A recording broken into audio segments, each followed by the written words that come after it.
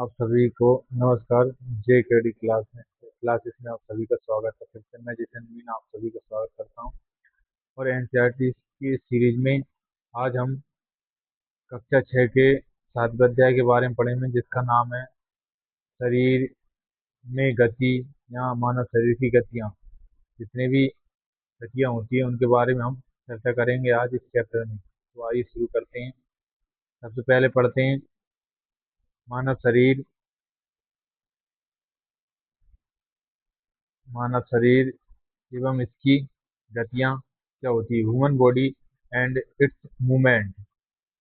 तो इसके बारे में चर्चा करते हैं। हमारे शरीर में स्वतः ही अनेक प्रकार की अनेक गतियाँ निरंतर होती रहती हैं, जैसे पल के झपकना, सांस लेना आदि। एक स्थान से दूसरे स्थान तक जाने के लिए हम चलकर, दौड़कर या कूदकर गति करते हैं। जंतुओं में गमन के अनेक तरीके होते हैं, जैसे चलना, टहलना, दौड़ना, उछ- उड़ना, छलांग मारना, रेंगना, तैरना आदि। तो हमारे शरीर में भी कई प्रकार की गतियाँ होती हैं, ये अपन को महसूस नहीं होता। जंतु जिनमें ये गति होती है, गमन में युक्त भाग अंग जंतु कैसे गमन करते हैं। गाय गाय पैरों से चलती है। मनुष्य पैरों से चलते हैं, दौड़ता है। सांप संपूर्ण शरीर रेंग कर चलता है। पक्षी पंख एवं पैर, उड़ते और चलते दोनों प्रकार से। कीट पैर एवं पंख से उड़ते और चलते हैं। मछली मछली क्या करती है, पख एवं पूंछ तैरती है, स्विमिंग करती है फिन्स एंड टेल से। अब इसके बाद हमारे शरीर में कुछ जॉइंट्स पाए जाते हैं पूरी बॉडी के अंदर, जिन्हें हिंदी में संधियां बोला जाता है। शरीर के विभिन्न भागों को हम उसी स्थान से मोड़ अथवा घुमा पाते हैं जहाँ पर दो हिस्से एक दूसरे से जुड़े होते हैं। इन्हें संधि जॉइंट कहते हैं। यदि शरीर में कोई संधि ना हो तो किसी प्रकार की गति करना असंभव होगा।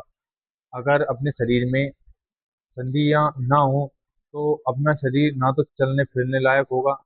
जैसे एक लकड़ी नहीं होती सीधी सीधी, ऐसे ही अपना शरीर होता अगर ये जॉइंट या संधियां नहीं होती। तो प्रमुख मुख्य संधियों के प्रकार जो मानव शरीर में संधियां पाई जाती है उनके प्रकार के बारे में पढ़ते हैं। कंदुखलिका संधि, बॉल एंड सॉकेट जॉइंट। इसमें एक अस्थि का गोला सिरा दूसरी संधि की कटोरी रूपी गुहिका में धंसा होता है। यह सभी दिशाओं में गति प्रदान करती है। उदाहरण कंधे और कूल्हे की संधि। कंधे अपन बॉल फेंकते हैं तो जो हाथ घूमता है वहां पे ये कंदुकखली संधि पाई जाती है, तभी तो अपन कोई बॉलर है वो बॉल फेंक सकता है। अगर ये यहाँ पे ये संधि ना होती तो हाथ घूमता ही नहीं। इसके बाद अगली संधि के बारे में पढ़ते हैं। दुराग्र संधि, गर्दन तथा सिर को जोड़ने वाली संधि। इसके द्वारा सिर को आगे पीछे तथा दाएं बाएं घुमा सकते हैं। इसमें बेलनाकार अस्थि छल्ले में घूमती है। अगली है हिज संधि। यह दरवाजे के कब्जे की तरह होती है, जो केवल एक दिशा में आगे और पीछे देने गति होने देती है। उदाहरण कोहनी और घुटने की संधि। अचल संधि, कुछ संधियां ऐसी होती है जहां अस्थियां हिल नहीं सकती। उदाहरण ऊपरी जबड़े एवं कपाल के मध्य की संधियां। अब इसे चैप्टर में जो थोड़ा टॉपिक दिया है, कंकाल तंत्र स्केलेटन सिस्टम दिया है, इसके बारे में चर्चा करते हैं। इसके बारे में विस्तार पूर्वक 9वीं 10वीं कक्षाओं में पढ़ेंगे। शरीर की सभी अस्थियां मिलकर एक सुंदर आकृति प्रदान करने के लिए ढांचे का निर्माण करती है, जिसे कंकाल कहते हैं। ये अच्छा क्वेश्चन है कि शरीर की सभी अस्थियां मिलकर एक सुंदर आकृति प्रदान करने के लिए एक ढांचे का निर्माण करती है, उसे क्या बोलते हैं, कंकाल कहते हैं। कंकाल हमारे आंतरिक अंगों की सुरक्षा करता है। अगला आता है रिब कैज, पसली पिंजर। ये से क्या बोलता है, वक्ष की अस्थियां एवं मेरुदंड मिलकर एक शंक्वाशाकीय बक्से की संरचना करते हैं, जिसे 12 पसलियां होती हैं। यह हृदय और फेफड़ों जैसे महत्वपूर्ण अंगों की सुरक्षा करता है। मेरुदंड बैकबोन क्या होती है, अनेक छोटी छोटी अस्थियों से मिलकर बना होता है, जिन्हें कशेरुका कहते हैं। यह कुल 33 कशेरुकाओं का बना होता है। श्रोणि अस्थियां पेल्विक बोन्स, यह बक्से के समान संरचना बनाती है, जो अमाशय के नीचे के अंगों की रक्षा करती है और बैठने में सहायता करती है। कपाल स्कल ये अनेक अस्थियों के जुड़ने से बनी है, जो हमारे अत्यंत महत्वपूर्ण अंग मस्तिष्क की सुरक्षा करती है। कपाल के अंदर जो पाई जाती हैं अस्थियां, वो मस्तिष्क की सुरक्षा करती है। उपास्थि कार्टिलेज कब होती है? कंकाल के कुछ अतिरिक्त भाग जो हड्डियों जितने कठोर नहीं होते, मोड़े जा सकते हैं, उपास्थि कहलाते हैं। जैसे कान का ऊपरी भाग, नाक की टिप। अब इसमें उपास्थि होती है जो नाक के ऊपरी भाग पर होती है, और कान में ये वाली जो होती है नीचे लटकी होती है, इसको बोलते हैं उपास्थि। इसको मोड़ा भी जा सकता है। और नाक की ऊपर वाली ये वाली जो होती है, ये उपास्थि होती है। पेशियां एवं गति।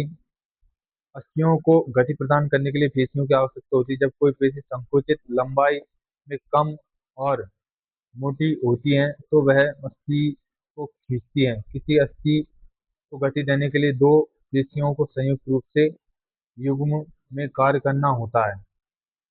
जब एक पेशी सिकुड़ती है, संकुचित होती है, तो अस्थि उस दिशा में खींच जाती है। युग्म की दूसरी पेशी शिथिल लंबाई में बढ़कर पतली अवस्था में आ जाती है। विपरीत दिशा में गति के लिए दूसरी पेशी सिकुड़ती है और पहले शिथिल हो जाती है। पेशी केवल खींच सकती है, धक्का नहीं दे सकती।